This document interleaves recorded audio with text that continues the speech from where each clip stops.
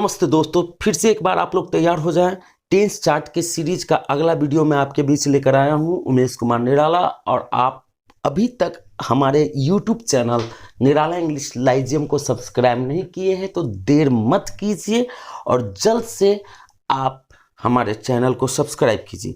तो आज हम पढ़ने जा रहे हैं तीनों परफेक्ट टेंसेस और तीनों परफेक्ट कंटिन्यूअस टेंसेस के बारे में इस चार्ट के माध्यम से। तो दोस्तों आइए ध्यान देते हैं, present perfect tense, past perfect tense और फ्यूचर परफेक्ट टेंस। ध्यान देने की बात है, present perfect tense, past perfect tense और फ्यूचर परफेक्ट टेंस। ये परफेक्ट का मतलब क्या होता है? परफेक्ट का मतलब होता है पूर्ण, यानी कंप्लीट हो जाना, यानी किसी काम का कंप्लीट हो जाना। अब मैं आपको बताऊं कि किसी ने किसी काम को परफेक्ट कर लिया, यानी कोई आदमी किसी काम को कर चुका है। या अगर हम पास्ट में जाते हैं, कर चुका था। और अगर हम फ्यूचर में जाते हैं तो कर चुका होगा। ध्यान दीजिएगा, कर चुका है, कर चुका था, कर चुका होगा, कर चुका है, कर चुका था, कर चुका होगा। यानी तो किसी ने किसी काम को कर लिया है, कर चुका है। जैसे मैंने खाना खा लिया या मैं खाना खा चुका हूं, क्या फर्क पड़ता है? खाने का काम थोड़ी देर पहले मैंने कंप्लीट कर लिया, परफेक्ट कर लिया, पूरा कर लिया। ध्यान देने की बात है दोस्तों, प्रेजेंट परफेक्ट टेंस कर चुका है, कर लिया है। पास्ट परफेक्ट टेंस कर चुका था, कर लिया था। फ्यूचर परफेक्ट टेंस कर चुका होगा, कर लिया होगा। बस इस ट्रिक से आप याद रखें कि है हूं हो प्रेजेंट परफेक्ट टेंस के अंत में और था थे थी पास्ट परफेक्ट टेंस के अंत में, होगा होगी फ्यूचर परफेक्ट। बाकी कर चुका और कर लिया तो तीनों में है।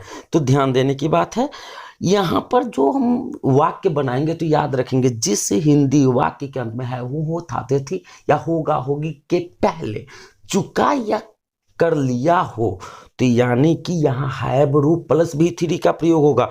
अब आइए हम प्रेजेंट परफेक्ट टेंस की बात करते हैं। प्रेजेंट परफेक्ट टेंस की बात करते हैं जो काफ़ी इम्पोर्टेंट है। और इस टेंस में हम देखेंगे कि किस प्रकार हम बातें कर रहे हैं, कि किस प्रकार जो है वाक्य बनता है। सब्जेक्ट ले लीजिए शुरू में, उसके बाद हैव या हैज दोनों में से किसी एक को चुनेंगे। सब्जेक्ट प्लूरल होगा तो हैव और सब्जेक्ट सिंगुलर होगा तो हैज। और याद रखें, कभी भी तीनों परफेक्ट में से किसी भी परफेक्ट टेंसेज में वर्ब का तीसरा रूप लगता है, the third form of the verb, the third form of the verb. तो प्रेजेंट परफेक्ट है, मैं खाना खा चुका हूं, I have eaten. I we you they या प्लूरल सब्जेक्ट के साथ हैव, और he she it singular subject या किसी एक व्यक्ति के नाम के साथ हैज लगा देंगे। ठीक है, मैंने उसे देखा है, आकार लगा, देखा है तो आई हैव सीन हिम। उसी प्रकार से कोई आदमी बीते हुए समय में किसी काम को कर चुका था तो ये पास्ट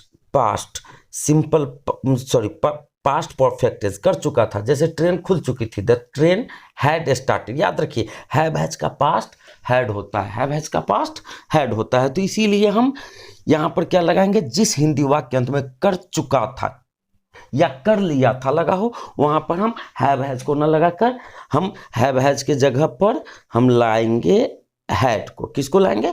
और हैड नहीं, हैड के बाद भी3 भी लाना है। जैसे I had caught the train, मैंने ट्रेन को पकड़ लिया था। सी हैड कॉट मी, उसने मुझे पकड़ ली थी। अब देखिए future perfect tense. Future perfect tense यहाँ सब्जेक्ट के बाद shall have will have plus भी3 प्लस ऑब्जेक्ट। सब्जेक्ट के बाद shall have will have plus भी3 प्लस ऑब्जेक्ट। याद रखें, सब्जेक्ट के बाद shall have will have plus भी3 प्लस ऑब्जेक्ट। कोई आदमी किसी काम को कर चुकेगा, जैसे I shall have finished this work till morning, मैं सुबह तक इस काम को समाप्त कर चुकूंगा। ये तो हो गया आने वाले समय में कोई किसी काम को पूरा कर चुकेगा, लेकिन कर चुका होगा यानी कि इस वक्त ही किसी ने किसी काम को पूरा कर चुका होगा। जैसे मेरी माँ खाना बना चुकी होगी, मैं आने वाले समय की बात नहीं कर रहा हूँ, इसी वक्त। चूंकि मैं वहां पर मौजूद नहीं हूं इसलिए कल्पना ही तो कर सकता हूं कि my mother will have cooked, मेरी माँ खाना बना चुकी होगी। इस पर हम डिटेल बातें जब हम 1 बाय 1 टेंसेज को पढ़ाएंगे तो करेंगे। अब लास्ट कि हम तीनों परफेक्ट कंटिन्यूअस टेंसेज के बारे में जाने, बहुत इंपॉर्टेंट है दोस्तों। परफेक्ट कंटिन्यूअस यानी कि समय का भी वर्णन करना है यहाँ, जो कि यहाँ पर मैंने लिखा नहीं है। सिंस या फॉर का प्रयोग यहाँ होता है परफेक्ट कंटिन्यूअस टेंसेज।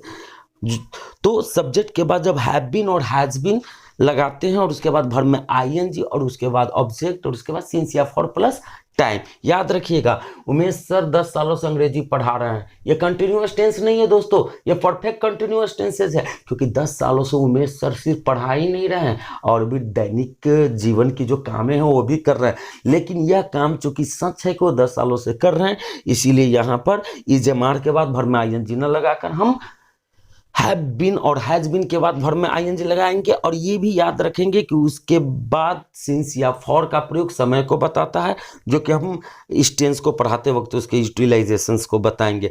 तो Umesh sir has been teaching English for uncertain period के लिए हम फॉर का प्रयोग करते हैं। तो Umesh sir has been teaching English for 10 years.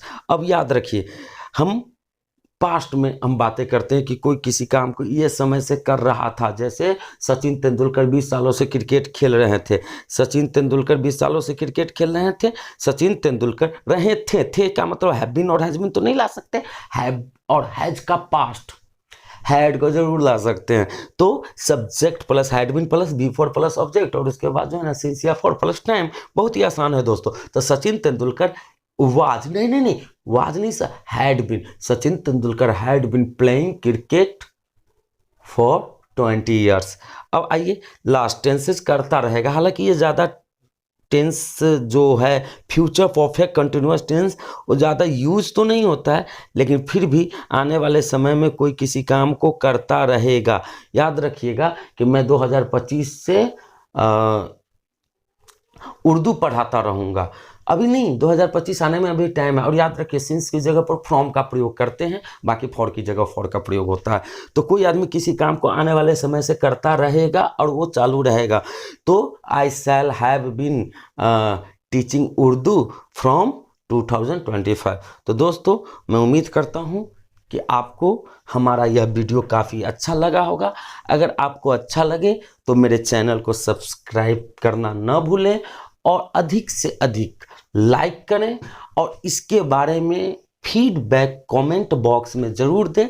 मैं आपका उमेश कुमार निराला अगले वीडियो को लेकर मैं जल्द आऊँगा, सिंपल प्रेजेंट टेंस। तब तक के लिए धन्यवाद।